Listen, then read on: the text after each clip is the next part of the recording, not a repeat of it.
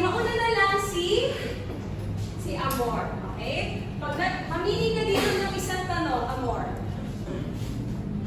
Number 3 po. Number 3. Anong pwede gawin para magkaroon ng sapat na lakas at enerhiya sa maghapon? Una po, syempre, ginagawa po natin pag-isip sa umaga is yung kakain po tayo. Kasi mahalaga po yung breakfast para magkaroon tayo ng energy sa katawan. Tama. Palakpakan naman natin.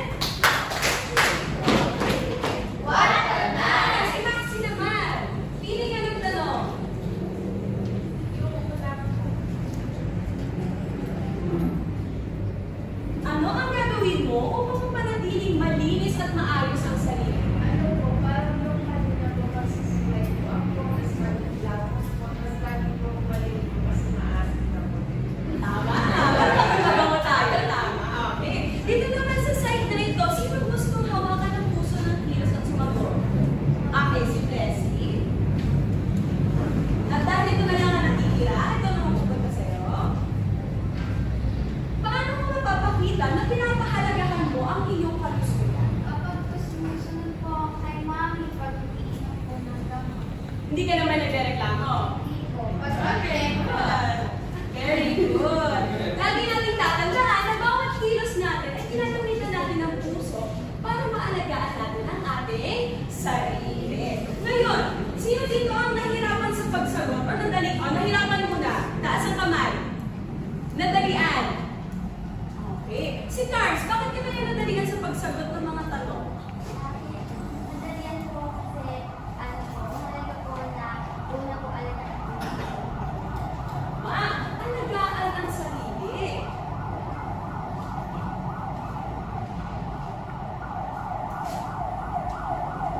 Ngayon, ginagawa niyo rin ba yung mga kilos? Doon sa mga hindi sumagot, ginagawa niyo ba yung mga kilos na binanggit ni Amor, Maxi at ni Blessy? Sige, si JC. Ano sa mga kilos na yun yung mga ginawa mo na? Mga ginagawa mo?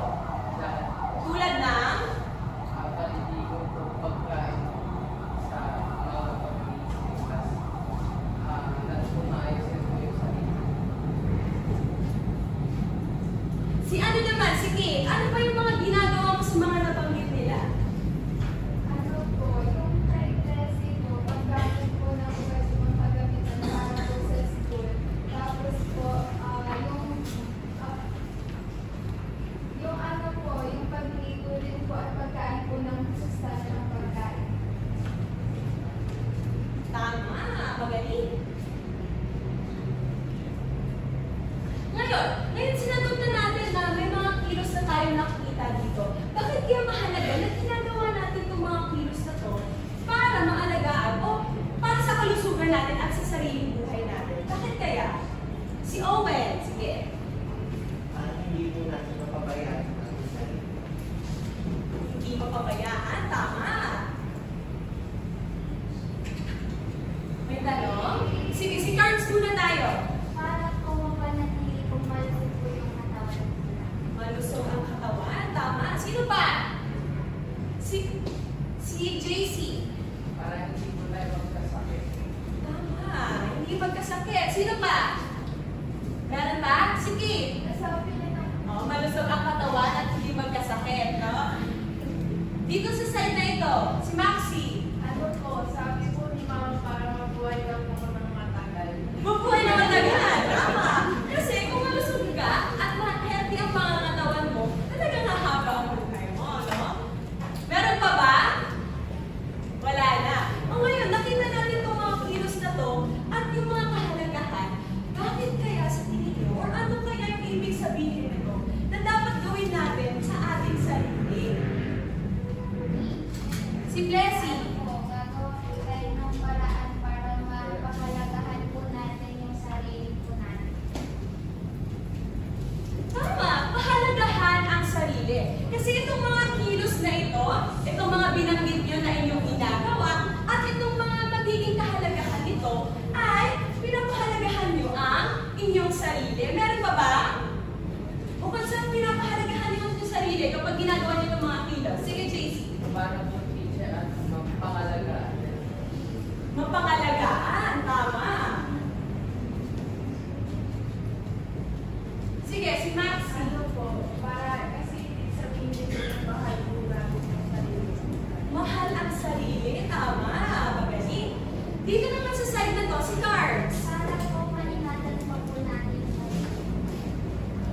ingatan ang sarili. Tama.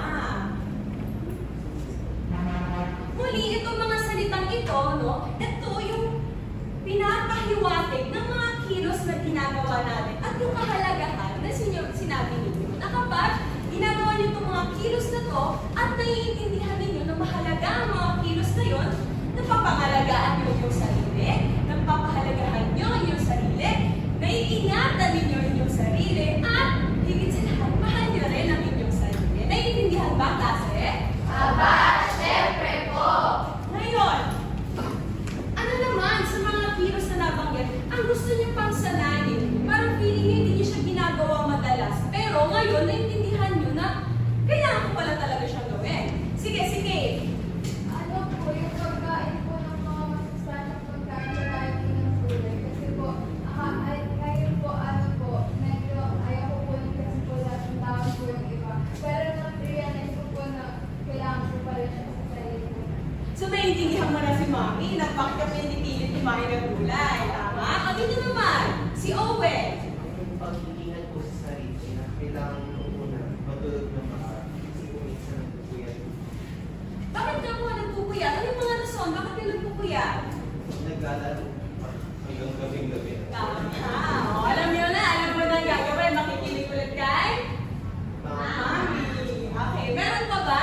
Teacher, Si Blessing. exercise po para po makagalaw po ng maayos kasi po hindi po masyadong mabigat yung katawan.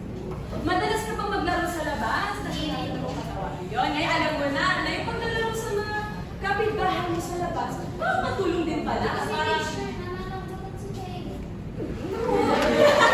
maganda, mapakayaan sa pulutan kanila, okay? Meron pa ba? Okay. Ngayon, paano nyo kaya papanatilihin na nagagawa nyo? Ano yung gagawin natin plano para masimulan nyo o mapanatili ninyo ang mga kilos na ito? Any answers? Paano ko kaya mapapanatili na ginagawa ko ito palagi? Itong mga to. Owen? Maglalaan po ng oras para sa mga pinuntan sa iyo. O di mo kaya, sabihan ko po si Mama na paalalahanan ko na gawin ko yung mga kasi. Paalalahanan. Tama, maaari naman tayong magpatulong sa ating mga magulang para magawa natin itong mga kilos na ito na hindi na minsan nakakalimutan natin. Tama na, oo nga pala, hindi ko pala dapat itong ginagawa. Ngayon, meron naman tayong mga magulang na maaari tumulong sa atin na gawin ang mga kilos na ito. Sige. Teacher, kapag ginawa po ba namin lahat yan, ang haba po ba yung buhay natin? Yes, Bakit po, totoo. teacher? Itong mga kilos na ito, lalo na sa pagkain ng agahan, paggamit ng mga kagamitan na nakakatulong sa iyo, sa pagligo, at lalo na sa pagkain ng masustansya, no? Alam natin na yung mga pagkain na yun nakakatulong na maging mas matibay at mas malakas ang